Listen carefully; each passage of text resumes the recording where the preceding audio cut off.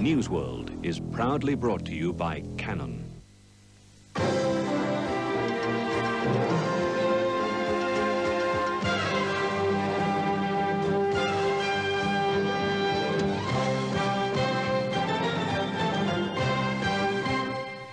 Isn't it amazing, all the number of people who get together to make this show a success?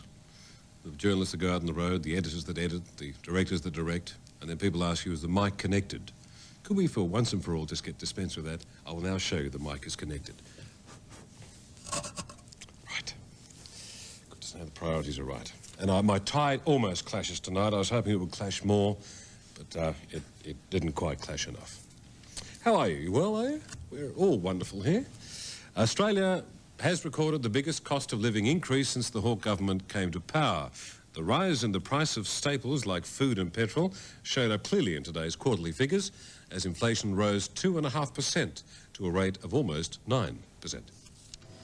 July, August, September saw transportation costs up more than 5%, thanks largely to petrol prices, food up 2.7%, tobacco and alcohol up 2.3%, and housing up 1.7%. As a result, the annual inflation rate in the big cities sees Sydney at the top and Darwin at the bottom, with a national average of 8.9%. It's a rotten figure, and everybody around Australia knows it because prices are going up every week in the shops and supermarkets all around Australia. But Treasurer Keating says it's a temporary price surge caused by the June-July depreciation of the dollar. That will wash away in time, and what we'll be left with is an ultra-competitive economy. John Howard replies that we cannot be competitive with an inflation rate far higher than our major trading partners. But Paul Keating insists that it will decline next year to about 8%, and he says the stage is set for recovery, provided the community understands the need for several years of restraint. This is going to be a long haul out for Australia, but the point is we're going the right way. Paul Keating's version of the right way includes a once-only national pay rise next year of no more than 6% and an announcement early next week of detailed changes to the fringe benefits tax, an issue on which he admits the government was slow to react to public concern. Not generally prone to admit to mistakes, but I do make one or two occasionally. John Howard, no doubt, would put the total somewhat higher. Paul Lynham in Canberra for 7 National News. A Sydney shopkeeper was shot dead as she stood at her cash register in Lakemba tonight. Police were called to this corner store in Lakemba just after 7:30. They found the body of a woman believed to be aged in her 50s lying on the floor near the cash register. She'd been shot in the face. A double-barrel shotgun was found nearby. A local resident was the first to find her. I walked in and I checked her pulse on her hand. She wasn't. She was just lying in a pool of blood. And I never felt the pulse. Assumed that she was dead. Local residents have been shocked by the brutal murder of this quiet and popular woman. Homicide Squad detectives are questioning a man at Campsie Police Station. Joan White at Lakemba for NewsWorld. There was yet another lesson today for young train users. Unfortunately, a lesson of the worst sort, a train fall. Kirsten Peters was late for school this morning. As she made a desperate lunge for the carriage, a State Rail Authority inspector warned her not to get on. Train guard was running after her going, no, don't get on. And all of a sudden he just goes like that. Said, oh, no. I got on the train and then just heard the thump. She's lucky she didn't die. Actually, I thought she was dead. Railway police believe Kirsten would have been killed if a guard on the train didn't act as quick as he did. I could see her trying to jump on the train and I went and stopped the train. At that moment, she was unconscious, so I pulled her head just a little bit and I put my jumper under her head. You know, she came to her conscious. And she said, my mother is going to kill me. I said, no, she wouldn't do anything. You're a very brave girl. Kirsten's father, Nick, thought the worst when he heard the news.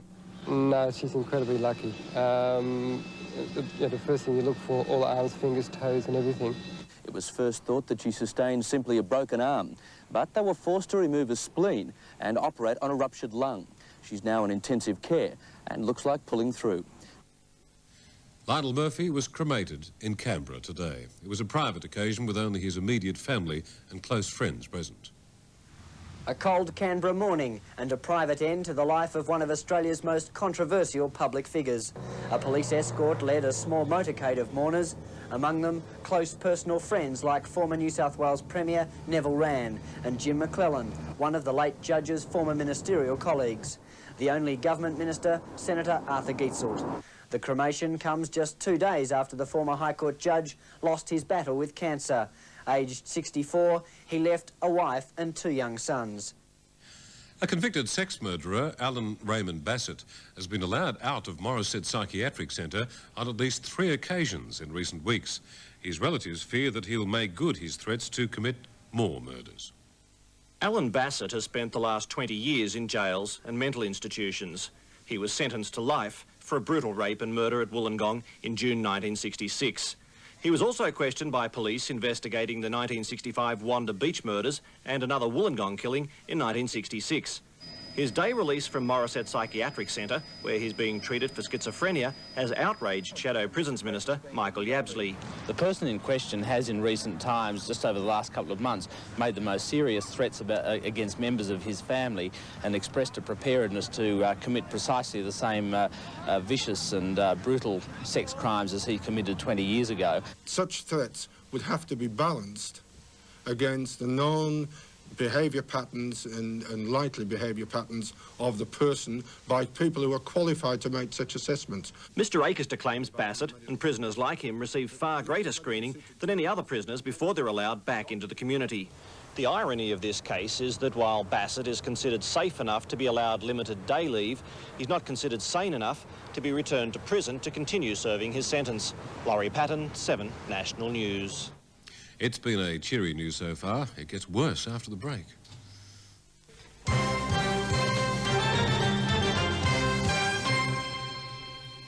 January saw the Nicholson family discover the wonderful world of snorkelling. Later, their dog Misty had her first pups.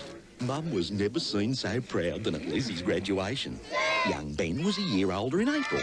In May, 50 years of wedded bliss was celebrated. And in June, Vicky tied the knot. Michael followed in Grandpa's footsteps by captaining the school cricket team. Then they all got together for Christmas, and you should have seen. Because you create the situations, Canon creates the cameras. Shell Rimula X, the oil that protects, it's great for diesel engines. Keeps them clean, you know what that means. Mental wear prevention in a tractor or truck. The oil's really tough in multi-grade or mono. Shell Rimula X, the oil that protects, it takes you past tomorrow. When the going's hard, don't retard. Remember the lubrication of Rimula X. The oil that protects, it's your diesel's preservation. With Shell Rimula X oil, the payoff is in protection. Your last chance, so don't miss this one. Bob Moore Lighting has to move the last of $200,000 worth of liquidated stock from the warehouse by the end of October. $30,000 worth of glass panel pendants must clear below cost. Unbelievable? Then what about Chip and 3 lights? Not $80, but $29.95. Or Kempthorne's eyeballs? Not $50, but $19.95. Tiffany's, spotlights, everything must clear. So hurry to Bob Moore Lighting, High Street, Penrith, behind McDonald's, but be quick. Wow, this better be good. Very long Sunday drive. Yes, dear. What is this world? Homeworld. Homeworld? No matter what your budget, you'll find the right home to build at Homeworld, Australia's largest show of exhibition homes open every day. So many palaces in one place. Natural gas. Good. Finance advice. Every weekend. Where in the world can you find a better choice of homes? Homeworld. In an accident in Sydney's south today, a woman was killed and her 2 children were seriously injured. Killed instantly was 32-year-old Mary Ann Mundy from San Susi. The tragic scene on Heathcote Road today. A few minutes earlier, Boris Ostovich and his friend Martin Reinke were driving along when they saw the woman's car spinning out of control towards them. We were travelling west and this car here just sort of swerved out in front of us and we hit it. I thought I was dead. There was a lady and 2 kids, but I didn't know what to do. Some of us ran out on the road to stop someone and the others, we just came up and just see what we could do. Police say the woman hit the dirt shoulder of the road, skidded sideways into oncoming traffic and cannoned off the station wagon into a tree. A passing police sergeant ran to their aid, but it was too late for the mother. He found the boy lying unconscious on the floor under his mother's body. Paramedics and a doctor arrived and immediately began working feverishly to keep the children alive. They worked for more than an hour as the rescue helicopter was brought in. It took the boy to Westmead Hospital. The Channel 7 News helicopter carried the girl and paramedics to the Prince of Wales Children's Hospital. Both children are tonight in a critical condition, suffering severe head injuries. One really wonders how these things happen. The Archbishop of Canterbury's marriage has become the centre of a controversy. Dr. Runcie is denying he has marital problems, but persistent reports suggest a constitutional crisis might be brewing. Wilt thou have this man to thy wedded husband? As head of the Church of England, Dr. Robert Runcie is the man who officiates at the weddings of monarchs and princes. For his own marriage to be dragged through the papers is unprecedented. A string of articles claim his 30-year marriage to wife Rosalind is a sham, that in effect they live apart. The Archbishop says they've never been happier, but the allegations persist. They include that Mrs. Runcie publicly humiliates the Archbishop by refusing to attend public functions, that she prefers her own career as a concert pianist and has told a senior churchman, if the Archbishop interferes, I'll leave him, and that she is a heavy drinker and an unashamed flirt. A spokesman at their official residence, Lambeth Palace, describes the reports as evil, wicked rubbish. Such extraordinary stories, whether they're true or not, will attract the attention of the Queen. She must be seen to be concerned about the image of the head of her church. And, as she does with many matters of state, she will discuss this with Mrs. Thatcher, a known opponent of the Archbishop. But the real concern is that the marriage allegations are being fuelled by a faction within the Anglican Church, designed to force the 65-year-old Archbishop out of office. You can see why the Pope never married, can't you? A happy birthday to all those who celebrated a birthday today. And special greetings from NewsWorld to Ada Hinsley of Heathcote. She was the spry and lively 100. We sent the young debonair Georgie Woody-poos to the birthday party. Hello. Happy birthday, Ada. Ada Hinsley was 2 when the first overland mail travelled from Brisbane to Sydney.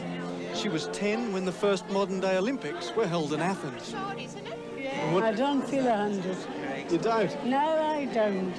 A mere slip of a lass, eh? I'm just a baby. At the John Paul village at Heathcote, a birthday party. There were best wishes from the Pope. We've had that praying for you, and we're very happy to present it to you.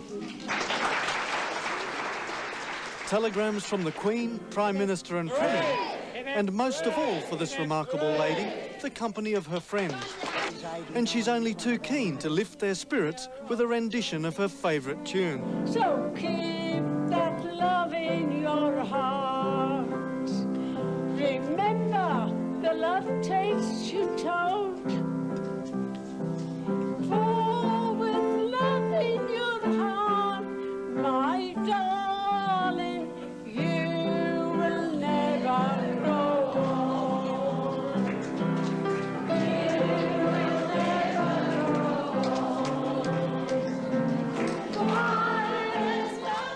Wasn't quite ready for that. By the way, I'd like to mention that when George said, got a message from the Pope, you saw a man with the collar on. As far as we can establish, that is not a Pope unless it's a new one. Thank you for your phone calls. Fresh from his real estate conquest in London, Robert Holmes à Court joined his wife in Sydney tonight when she displayed some of the family fortune.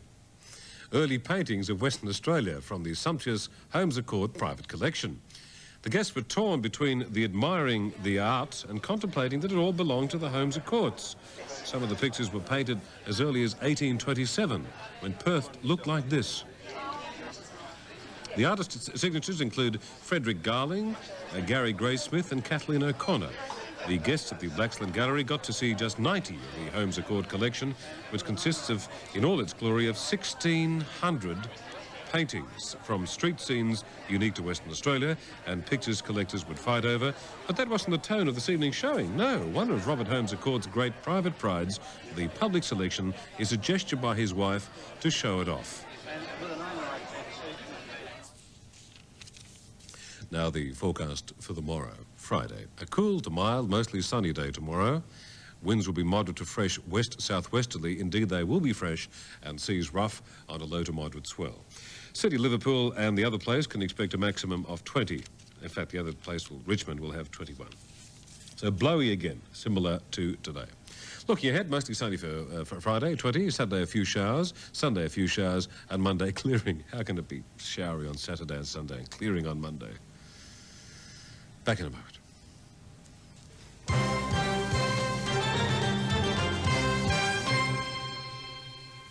You are about to see the most exciting office innovation since the telephone. Hello, Virginia. Hi, Derek. Listen, the new building plan's ready for your directors' meeting, and it looks fantastic. I'll fax it to you right now. Very good. It's efficiency for you. Good luck. Let me know how it goes. Okay, bye.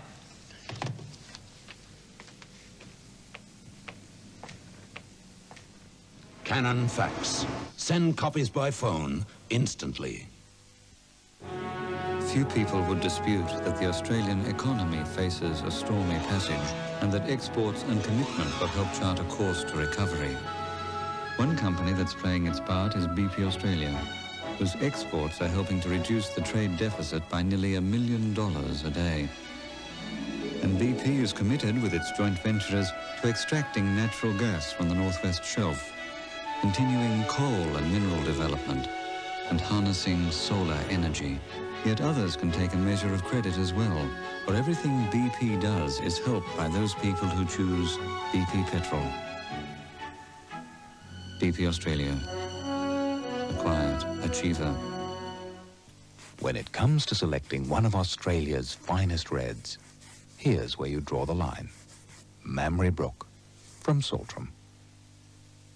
The best way to spray anything that mixes with water is with Brunnings' new Easy Spray. Clicks on your hose, just one swift click. Brunnings Easy Spray gets the job done quick. For fertilizers, weedicides, detergent on your car. For kids, pesticides or fungicides, this one's the best by far. From Brunnings' great range of lawn and garden products, Brunnings' new Easy Spray, now available at these stores. On Terry Whittlesey at 7 tomorrow, we cross live to Fremantle as young Sydney yachting ace Ian Murray in Kookaburra 3 tackles the might of Alan Bond's Australia 4. We'll cross to Fremantle as the yacht's near the finish line. That's tomorrow at 7. I wonder why they never promote this show on TWT. There were ooh-la-las plenty today when the French showed off their new range of missiles. Sort of the latest Paris fashions, sort of. The Paris exhibition is a 2-yearly showcase for the French arms industry. The Aster is one of a new generation of missiles, designed to intercept up to 10 other weapons. But emphasis is also going into systems to knock out these lethal missiles, using a barrage of high-tech tricks to lure them away from their targets. The Exocet has already proved itself in combat, inflicting heavy damage on the British Navy in the South Atlantic.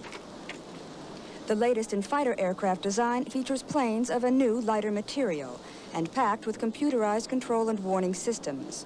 They're faster and more maneuverable, and they have to be. Even familiar sights like this naval gun has been given a turn of speed only dreamt of a few years ago.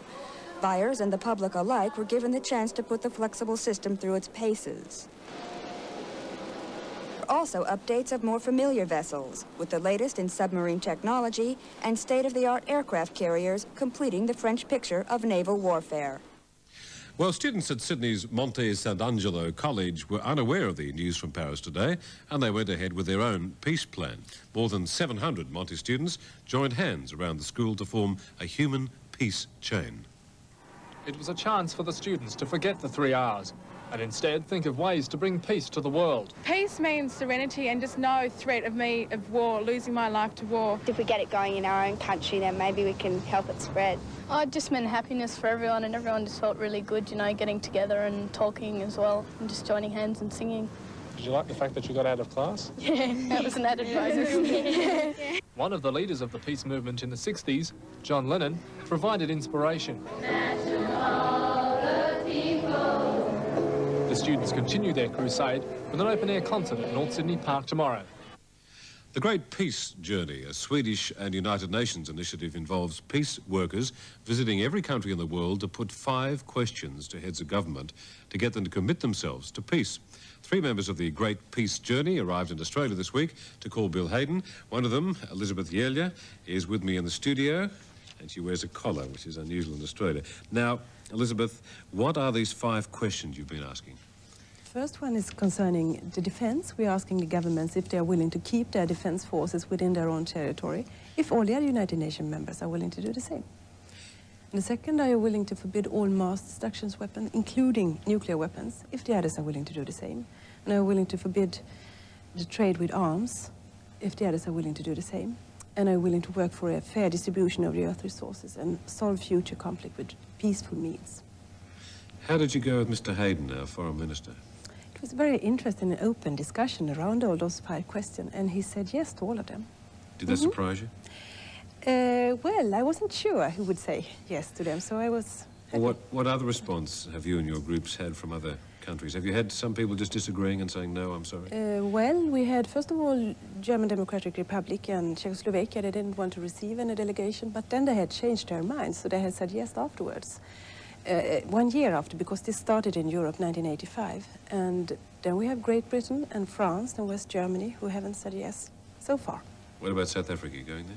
No, we are not. We have decided to follow the UN decision to boycott them. That wouldn't have been an easy decision since you're after peace. No, really, it was very hard, and I discussed it with Desmond Tutu, who is back in this project too, that we might go there, but we decided it's better not to. Difficult question, isn't it? Yeah, all right, what do you do with the information? You can go home and say, all these countries said yes to all these and all that. What do you do with it? We go to the 2 superpowers in early December, and then we present the answers from all the other heads of states in the other United Nations member countries. And then we hand all the answers over to United Nations. And Pires de Cuellar, the Secretary General, he's wholeheartedly supporting this action. So it's up to United Nations to follow it up, but it's also up to us. We have already invited the government in Europe who said yes to follow up and discuss how it could become a reality. Do you feel confident there's going to be some good coming out of all this? It's a way of opening a locked international situation. It's easy to say yes. It should be easy. It should be a shame not to say yes.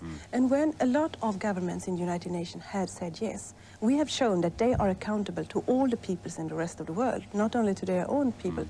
It's the fight for international democracy. Then we could use their answers and say, well, no, what are you waiting for? You can start here in the Pacific region. New Zealand and Australia and Fiji, and we hope Papua New Guinea and all the others will say yes to the questions. And then you could start. Yeah. Good. Oh, well, we need that. Yes, it's easy to sit back and say it's not going to happen. Thank you, Elizabeth Yerlia, who's heading around the world and discussing peace, probably as we all should do. Now, a way to enjoy peace, I just thought I'd throw this in. This is a new book on Australian birds, the little round ones that are coloured. It's a great little book. It has my favourite one, which I like to go and record, the bell miner, erroneously, I gather, called the bell bird, only around the eastern part of Australia, from Queensland down to Victoria. And there's my unique Robertson recording. If you record this, I'll come round and hit you.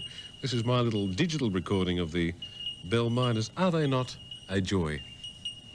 I've never seen one. They hide.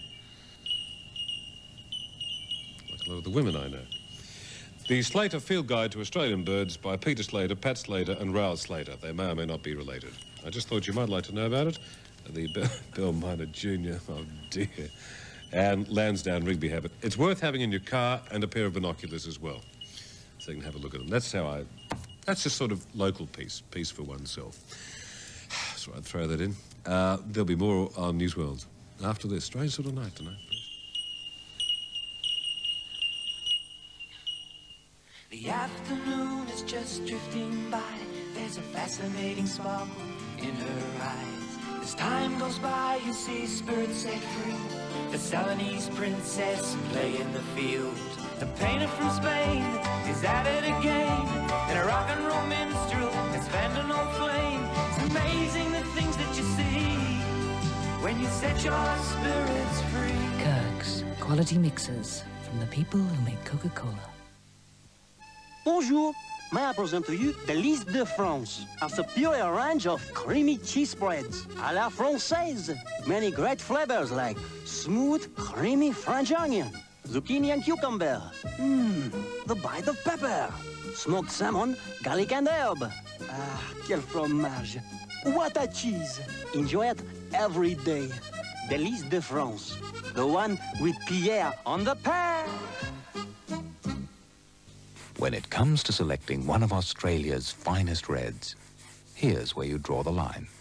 Mamre Brook from Saltram. That wake up on top of the world, silly feeling. That bounce out to take on the world, silly feeling. Start your day on top of the world. Sealy Posturepedic, designed in cooperation with orthopedic surgeons to stop backache caused by a too soft mattress. Wake on top of the world with Sealy Posturepedic and sail through your day. Get that silly Posturepedic feeling, silly feeling. You watch us, but do we watch us? That is to say, do we watch what we do?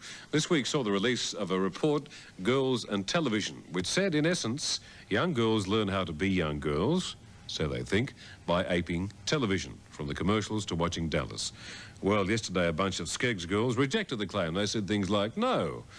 With me in the studio is the Professor of Child Psychiatry at the University of New South Wales and Prince of Wales Hospital, Professor Brent Waters. I mean, do we have a problem or do they have a problem? The children watching Yes. TV? Oh, I think we've both got a problem.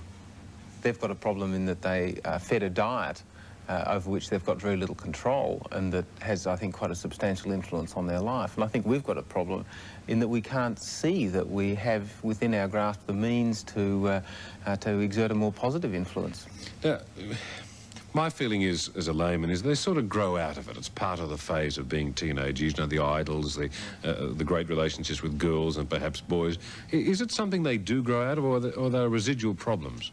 Oh, no, I think that the teenagers, well, in fact, younger children, acquire from their diet of television, which is somewhere on average between 2 and 4 hours a day, and for a significant group of kids even more than that, attitudes that they'll probably hold for the rest of their lives. When you and I were kids, I'll put us in the same group, Saturday afternoon matinees, and we'd see Tom Mix or whatever, Zorro and what have you. I mean, where's the difference? It's just the sheer frequency of programs, or what? Well, I think that it's at the turn of a switch, whereas the Saturday afternoon matinee wasn't. That's one thing. And the other thing is that there is an extremely compelling quality about look at the television monitor we've got here. It's colour, you can almost reach out and touch the person. It was very difficult to identify that strongly with Tom Mix unless you had your nose against the screen. Good point. Thought you might say that. Well, all right, say it's a perfect world and you're in charge. What would you do to avoid this problem? What would you do? Well, I think the biggest problem is that parents don't monitor what their kids are watching, and the media say that it's their responsibility, but the fact is I don't think that parents have ever been trained to do it. I think that the media would be showing laudable responsibility if they embarked on a systematic program using the medium itself and taking advantage of the parents' viewing patterns to educate parents about what good television viewing was. How do they specifically do it? Soapies, for example, right. Whatever you call them, have a lot of violence. I mean, most people could not cope with that amount of violence or misadventure. Yes. I mean, what would we have to say to a parent as to whether it was suitable for the child? We simply say your child it's not suitable for your child? I mean, is that what you want us to do? No, I think that we need to tell parents that exposure to a diet, a heavy diet of violence, is likely to change children in a more violent direction, for example, to make them more aggressive. I think that parents need to understand that some of the problems with aggression and hostility that they experience with their kids can be attributable to the sanctions, the apparent sanctioning of it on television. But you realise, of course, as you well know, the television is a marvellous occupier of children.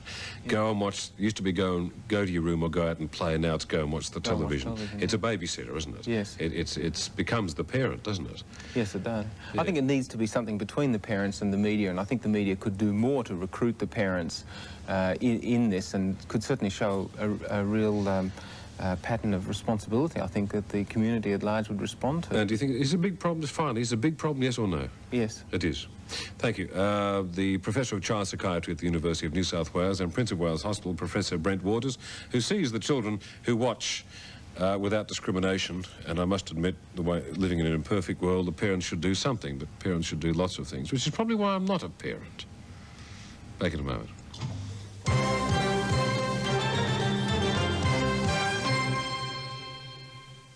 Hey, what the? I'm making my own video. Sorry, mate, we're too far away for little cameras. Well, not for the new Canavision 8 video camera recorder. Uses nifty 8mm cassettes, automatically focuses, zooms. It's lightweight and it plugs straight into the TV for instant playback. Little cameras don't have picture quality. This one does. It's a Canon. They made the lens for your camera. Ah, shot! So, where's your picture quality now? There's just nothing like it, is there? The feeling of salt water and sun makes it great to be alive. And now, for the first time ever, you can enjoy exactly the same sun and saltwater feeling in a Blue Haven above-ground pool. You get a Blue Haven saltwater pool, which means it's virtually maintenance-free. You never, ever buy chlorine, and if you use a little bit of Blue Haven's landscaping genius, your Blue Haven above-ground pool looks just like a Blue Haven in-ground pool. Blue Haven guarantee to beat any other fair dinkum quote from any other competitive pool company. And like the other 20,000 Blue Haven pool customers in the past 15 years, you get Blue Haven's famous 10-year guarantee, now backed by, wait for it, BHP. Blue Haven also guarantee to install your pool within days of council approval. This exclusive Blue Haven saltwater pool is on display only at the Blue Haven display centres. See the new saltwater pools at Blue Haven display centres. Open 7 days a week. For 3 generations, Stanley Rogers and Son have earned a reputation for superb cutlery. Each pattern designed with its own unique character. Each single piece inspected by discerning craftsmen. Beautiful stainless steel settings of the highest quality. Gleaming silverware, richly plated with 30 microns of the purest silver. So long-lasting, it's guaranteed for 50 years. Stanley Rogers, shining examples of the cutler's art. When it comes to selecting one of Australia's finest whites, here's where you draw the line. Mamre Brook, from Saltram. Peter Sellers has never met a girl he can't seduce. A bride on her wedding day. I locked the door. The teenage daughter of his best friend. You're wonderful. I know I am. Even his boss's wife. God, but you're lovely. Until he meets Goldie and things start to go wrong. What's the matter? Can't you stand the pain? It's my son, actually. I'm rather worried about him. One of the funniest sex comedies in years. Wyndham Estate presents There's a Girl in My Soup, Friday night. 6 people have been rushed to hospital following a serious accident in Sydney's south a short while ago. It took the rescue squad nearly half an hour to free the driver of this Commodore and 3 other people travelling in this Honda.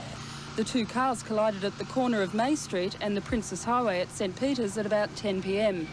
Paramedics treated the injured at the scene before a fleet of ambulances ferried the victims to Royal Prince Alfred Hospital.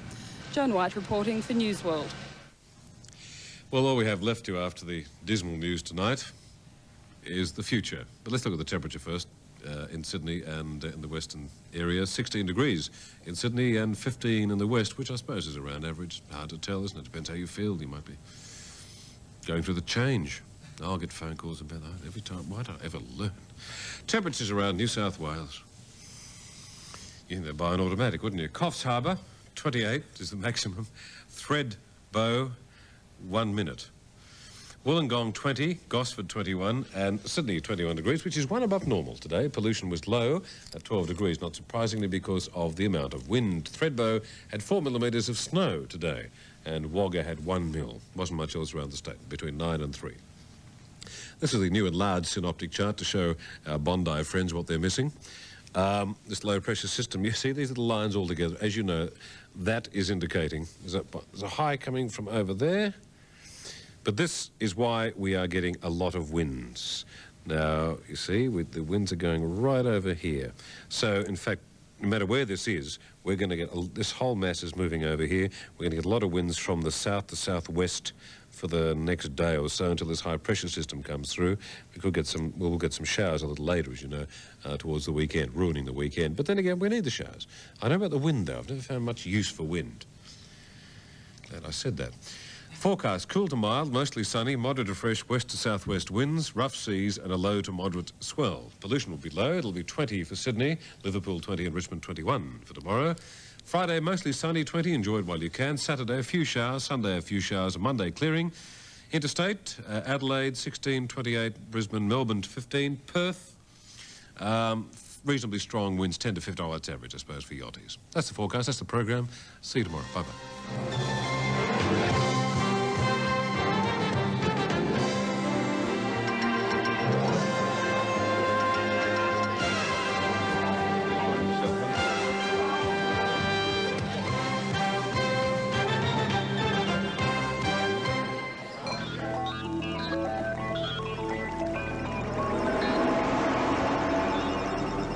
NewsWorld was proudly brought to you by Canon.